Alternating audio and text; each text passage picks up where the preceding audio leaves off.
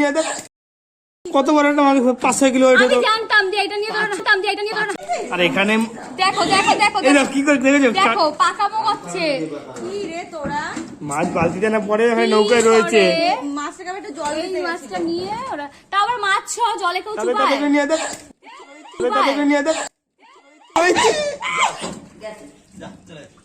কি করলি এটা তুই? এরকমই একটা মাছ ছিল, কি করলি বলতো? মাগুর মাছ ছিল। মাগুর মাছ কত বড় একটা মাছ, 5-6 কিলো ওয়েট। আমি জানতাম যে এটা নিয়ে ধরো। কত বড় একটা মাছ, 5-6 কিলো ওয়েট। আমি জানতাম যে এটা নিয়ে ধরো। 5-6 কিলো হবে, তাই তো? তা তো হবে, ছোট ছিল। যাই ছিল চলে যাওয়া মাছটাই বড় হয়। একটা শিং মাছ ছিল তো বালতির মধ্যে নাকি? মাছটা দিয়ে শিং মাছ ছিল না, তা কি শিং মাছটা ঢুকে দিলাম দিয়ে, আর যেটা পড়ে গেল ওটা মাগুর ছিল। কি তাও ঠিক আছে, মাগুর ছিল কারণ অনেকগুলো মাগুর পেয়েছি, আর শিং মাছটা একটা বেশ। এবার তুই তুলতে পারিস কিনা, আমার দ্বারা তো পসিবল হয়নি এটা।